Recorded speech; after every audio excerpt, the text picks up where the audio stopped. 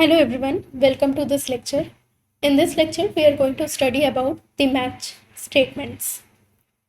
So, a match statement takes an expression and compares its value to successive patterns given as one or more case blocks. Okay, so what it is trying to say that match statements, first of all, match is a keyword in Python, right? So, as you can see here, match is written in this example.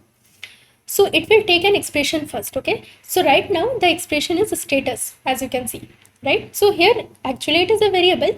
Inside this, whatever value is there, that one single value is also a expression only, right? So that is why this is an expression. Okay, and after that, this expression, that means whatever value is stored here, that will be compared. Okay, so and compare its value to successive patterns. What are patterns here? Patterns are these values which are given in purple color. Okay, so patterns we write by writing case. So case is also a keyword, right? So after writing case, you will be writing the pattern which you have to match with this particular expression. So status is the expression and the numbers 400, 404 and 418 are the patterns. Okay, so that expression will be matched with these patterns, and whichever pattern matches, that particular block will be executed, that action will be performed. Okay, so if you look at this directly, you will feel that it is very similar to switch cases which we study in C, C++, Java, JavaScript, such kind of languages, right? So that's what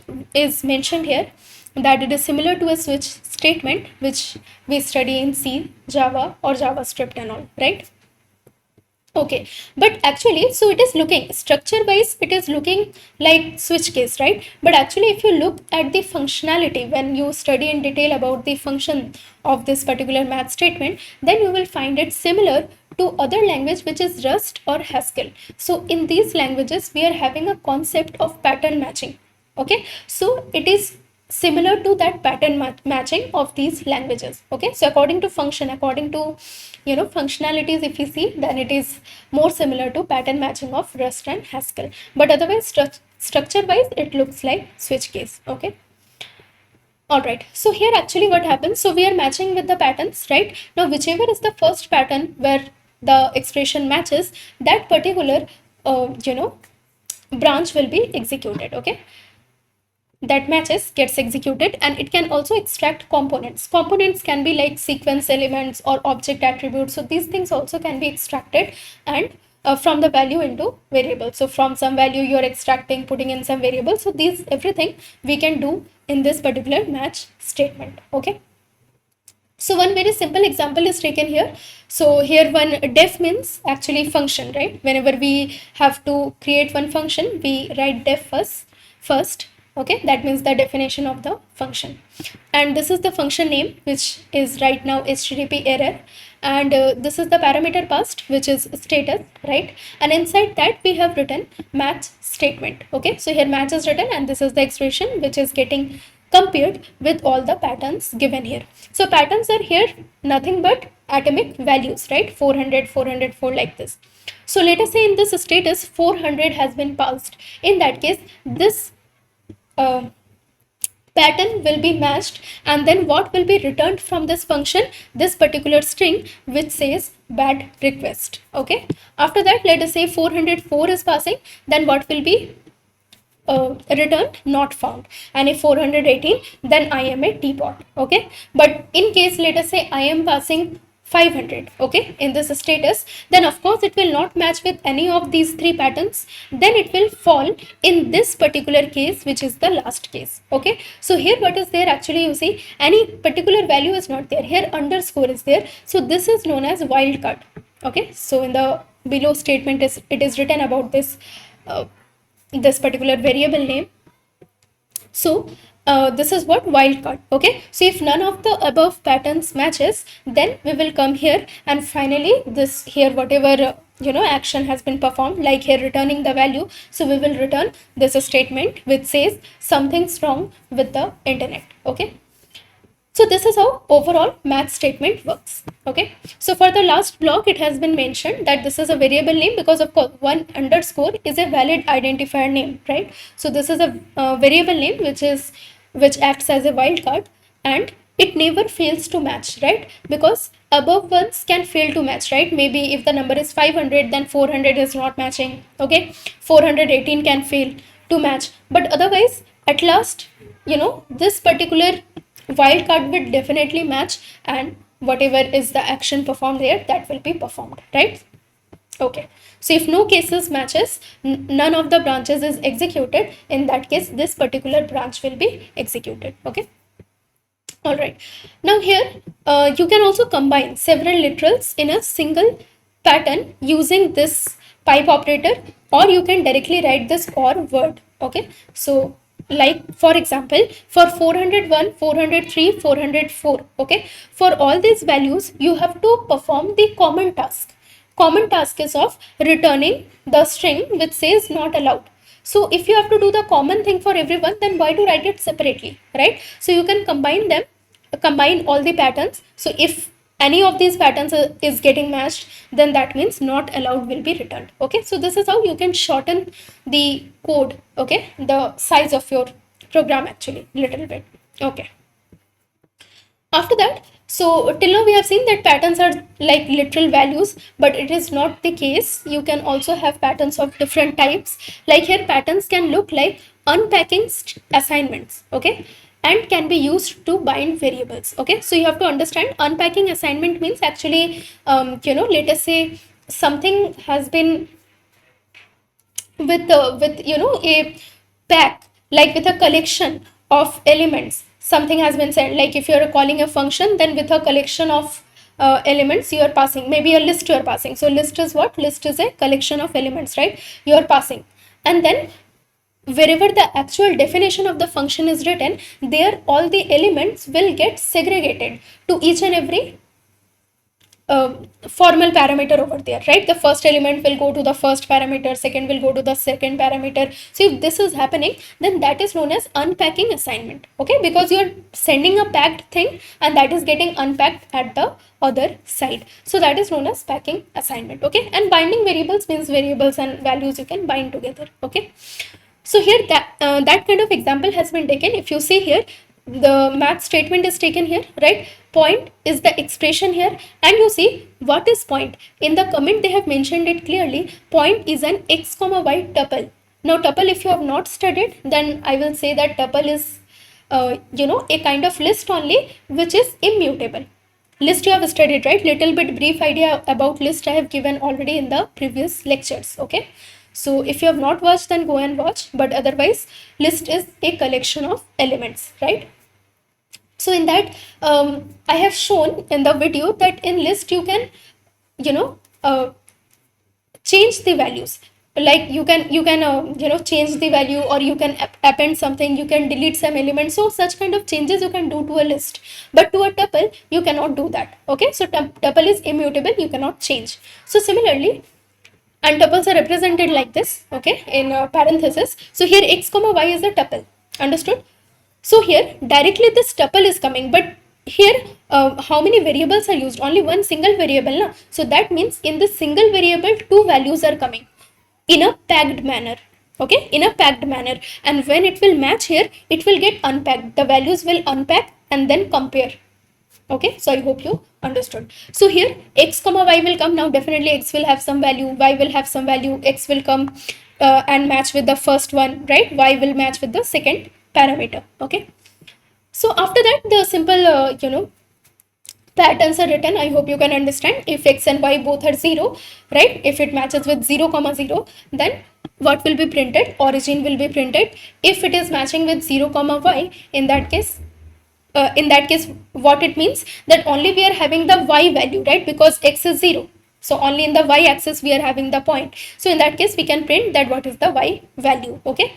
Now this, if you are unfamiliar with this particular print statement, that what is happening here, if means formatted string, okay? That means whatever string I am printing, in a little formatted manner I want to print, okay? And what is the format here? Format is here that we are taking the value of y. You see here y is a variable, right? It is some kind of identifier, okay? So in that, after unpacking, some value is stored, so that particular value I want to print, okay? So because of that, in this curly bracket it has been written like this, okay? So this is how, if any variable's value you want to print, in between the statement, then you have to write a formatted string. And how you can write it? By adding a prefix, which is your f. Okay, so that is it.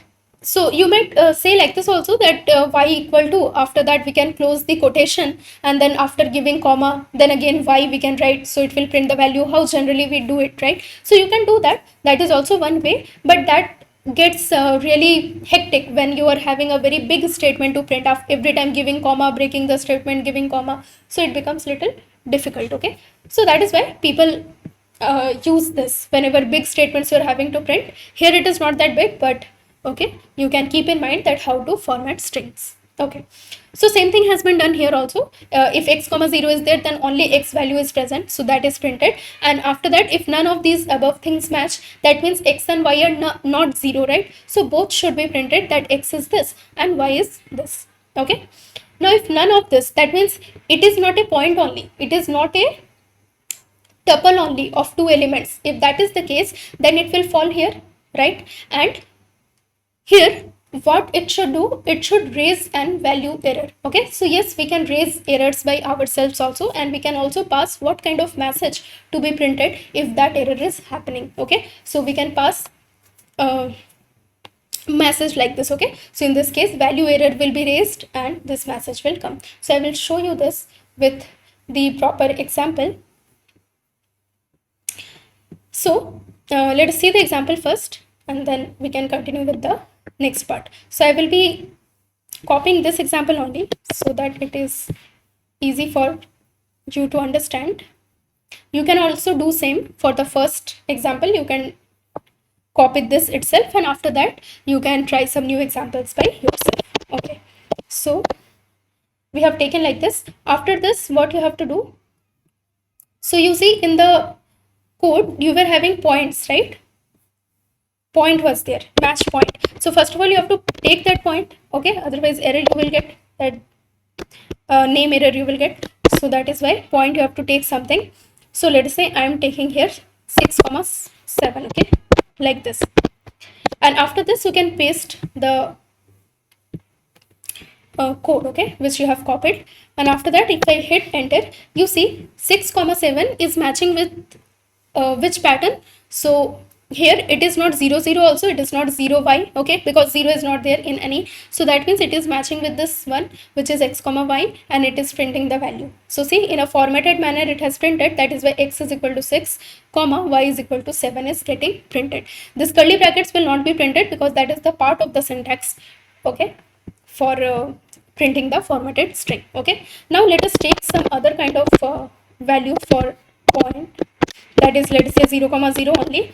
In this case, if I now paste it, okay, so you see origin is getting printed because 0 comma 0 is matching with the very first pattern. Okay, so I hope you remember that line. It was written that wherever the first pattern will match, there itself that particular block will be executed and later ones will be ignored. Okay, because if you see, this 0 comma 0 is will match with all the three cases actually. Okay, it is matching with all the three patterns. Here 0 0, both are 0.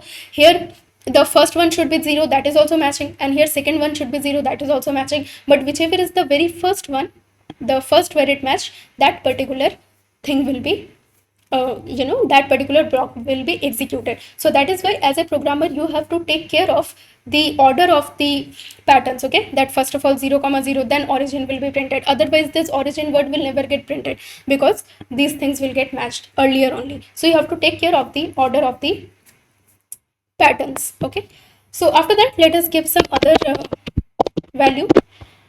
So now let us say 0 comma minus 4 I'm given, right? So in this case, again we will paste the code, and now you see y is equal to minus 4 because x is not there, right? X is 0, so only y value is there. In the y axis we are having till minus 4, so this particular case is getting executed. So here only y is printed. Okay, okay, so similarly we can see other point also, that is point is equal to, let us say 3 comma 0. This also we can have, and after that again paste the code and then we are having x is equal to 3, right? So this value is getting printed.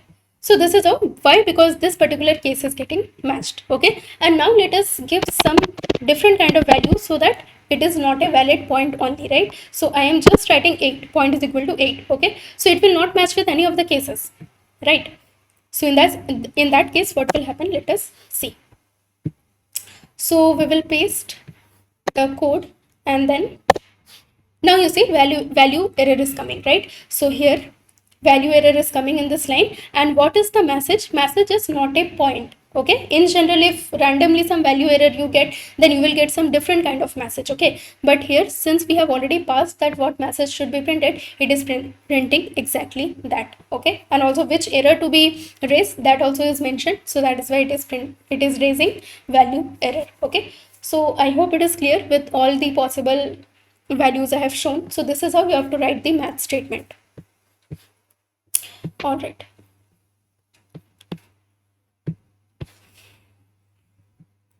Okay, so now we can go back to the documentation. So here, these are the things which are mentioned, that study that one carefully. The first pattern has two literals, right? Here 0 and 0, two literals are there, and can be thought of as an extension of the literal pattern which is shown above. But the next two, if you see, next to this and this cases, right? Patterns combine a literal and a variable, and the variable binds a value from the subject, okay? So as it was mentioned there that it is also used for binding variable, so that is what it is saying, that here one value is there and one variable is there, so they are getting bind, okay? And the fourth pattern captures two values, which makes it conceptually similar to the unpacking statement, right? Because as we have seen the example x comma y, we are passing to point, okay? So point is equal to this, and the values are getting unpacked. All right.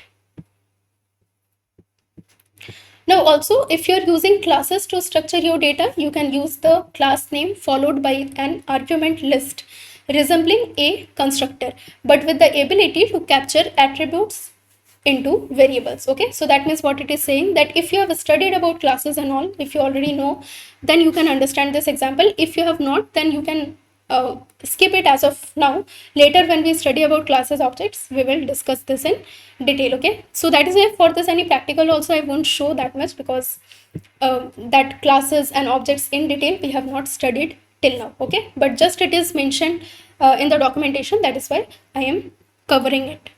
So here what is there? So one class is there with the name point, right? And now if you see here, match statement is there, okay? Point is there. And what are the cases? What are the patterns? Pattern, if you see, the first one here, point is there, and in bracket the parameters are getting passed, right? So it is very much like a constructor that we are calling the class name, and in that we are passing the parameters. So these parameters will only come here, right, in the constructor. So here x will get the value of 0, y will get the value of 0, and then self dot x equal to x. So like this the variables will get initialized, okay? So that is what they have mentioned here, that if you are using class and all, there also you can write match, and in the patterns you can write something which resembles like a constructor, okay? All right. Also the thing is that you can use positional parameters, okay, with some built-in classes that provide an ordering for their attributes. For example, data classes. So some built-in classes are there where you can order the parameters, okay? That means although parameters are passing in a different way, but you can order them in the correct manner, okay? So you can also define a specific position for attributes. Let us say one particular attribute is there, okay? Let us say z.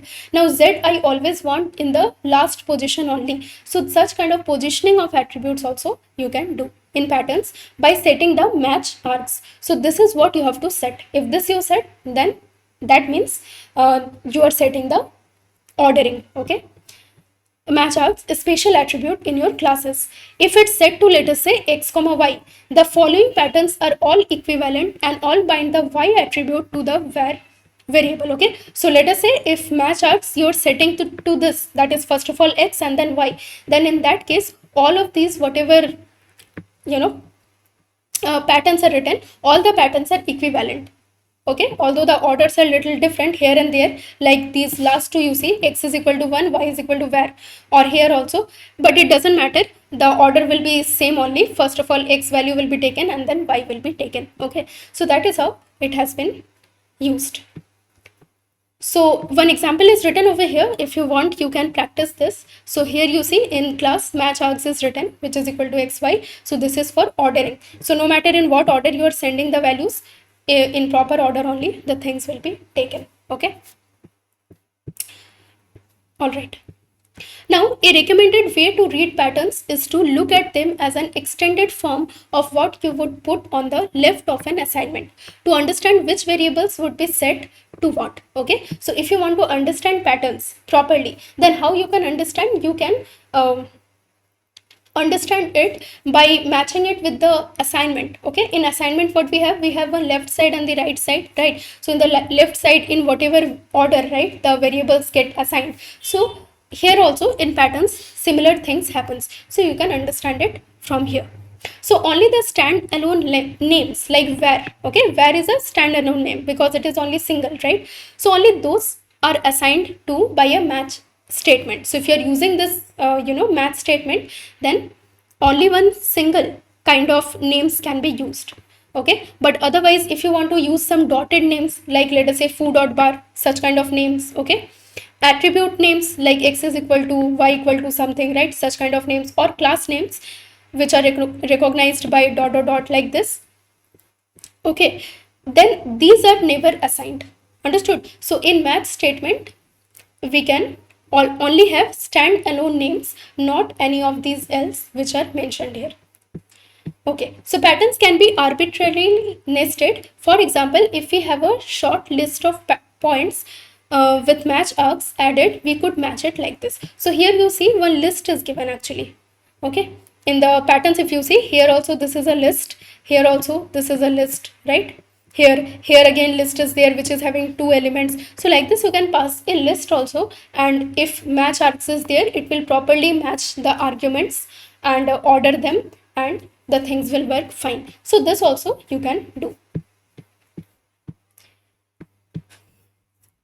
All right, so now we can add an if clause to a pattern, okay, known as a guard. So here whatever if clause is used, this is known as guard.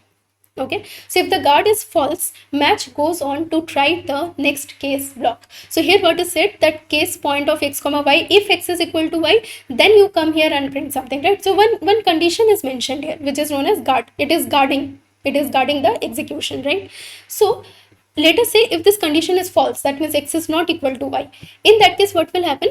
Match will go for the next case block. That means it will fall here and it will check here. Now if here also some condition is there, it will check here also, right? And if it is not matching, it will go to the next one. So like this it executes. Okay, now note that value capture happens before the guard is evaluated. So first of all the value is captured. Okay, what is the meaning of this? That here we are matching point, right? So point is what? Some x comma y, two values are passed, right? So first of all those two values will be captured. One will be captured in x, the other one will be captured in y, because only then you can do this comparison. So first of all value will be captured and then the guard will be executed. That means the comparison will be performed, then if it is true or false, according to that the action will be taken. Okay, so I hope this is clear. After that, regarding match statement, some other key features are there. Okay, so about this we are going to study in the next lecture. Okay, thank you.